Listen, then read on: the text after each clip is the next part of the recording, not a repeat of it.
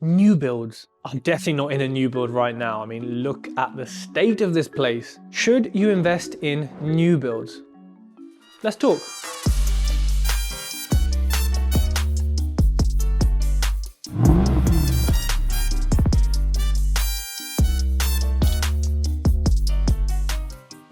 So what are new builds? I mean, it's pretty much in the name. A new build is a house that is newly built, not newly refurbished, because this will be a newly refurbished house. It's a house that is newly built. Now, you've got a range of developers. People who build new builds are usually called developers who build these houses. Now, it's a long, arduous process. The build is long, the planning is long. It takes a lot of work and a lot of money to come out of the ground and turn some mud into some nice houses.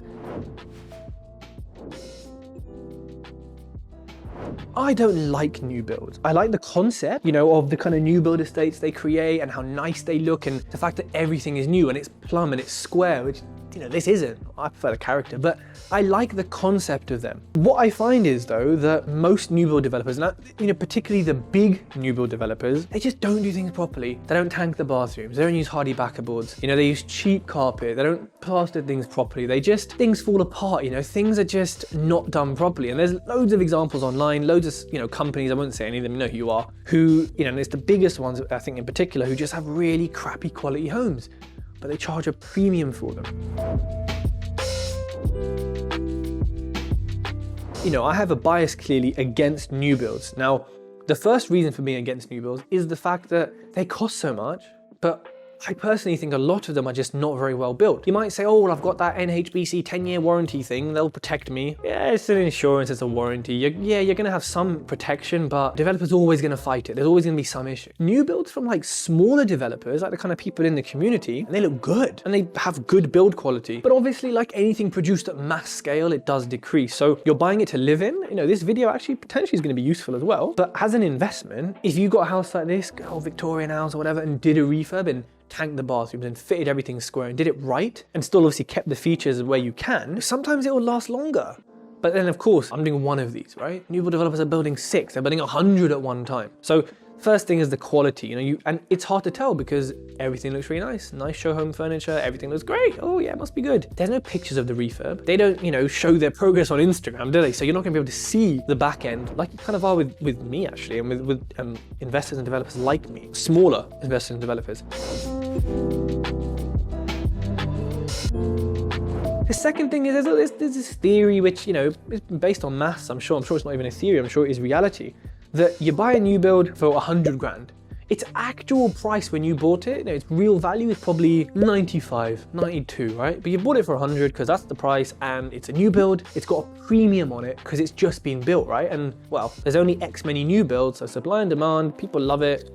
New builds are comfort for people. Well, they're newly built, so they must be amazing, these houses have stood for 200-300 years, so what's really amazing? Let's see how long these new builds last. This premium, yes, if you're buying it for a residential, you may not care as much, but you still want it to be a decent investment. But because you may not care as much, you might be okay with the premium. You might say, well, I'm okay to pay for it, But the theory is you buy it 100, it's actually 95. You buy it 100, then I don't know how many years or whatever later, the price dips to 95, the real price, because it's not a new build anymore. And then from that point, it kind of climbs. Now, how you can track that, how realistic that is, one to think about and one for some further research. I'll put some links below, so look at the show notes for this. Or if you have any, put them in the comments. But you need to think that even if that theory isn't necessarily correct, you are still paying a premium. Is that going to affect your capital appreciation in the long term? Because it'll always be a newish build, once you've bought it, compared to an old house, which will always be an old house. So it's something to consider and something to really look at when you're buying this. Now, as an investment, they're overpriced.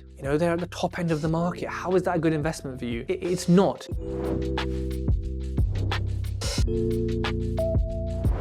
And this is the third point. Do the figures work? You look at the rental figures, you look at how much you're paying for it, you look at the yield, and you kind of have to question, well, is it actually getting more than one of these houses? Because in your head, you're thinking, well, it's a new build, it's built right. So if I, buy this as an investment, then it doesn't matter that the figures are a little bit less, I'll have no maintenance. And you might not, like I said, not all new build developers are bad, not all developments are bad, of course not.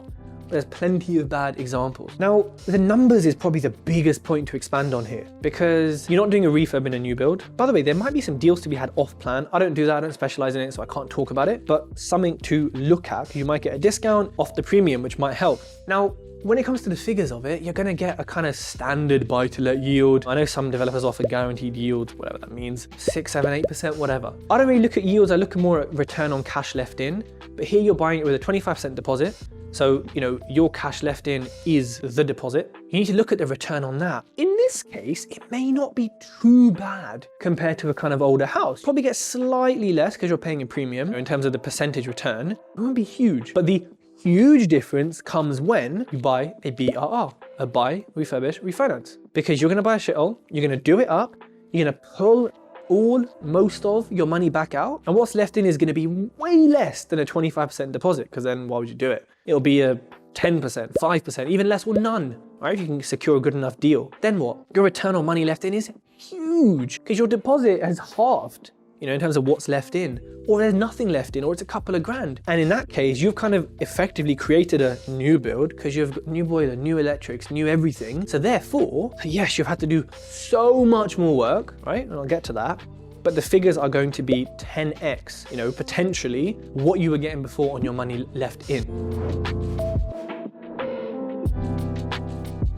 Now, the last point to cover here is that obviously with a new build, it's ready built, you're buying it, it's done. Cool, there's your investment. You got 10 mil in the bank, buy new builds, like what you mess around in shitholes like this for. But most people don't. Most people want a stronger return on their money. By buying a BRR, doing a refurbishment, you're spending a lot more money than the deposit up front, because you need money for the deposit, fees, and the refurb. You're having to deal with builders. You have to just do so much more than you'd be doing if, this was just a standard new build or a ready-made whatever.